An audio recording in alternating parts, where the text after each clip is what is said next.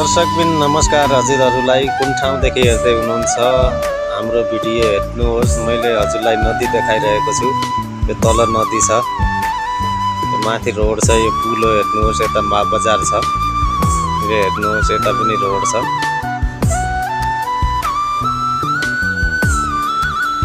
यो नदीको आसपासमा हेर्नुहोस् पुरानो घर पनि बनिरहेको छ।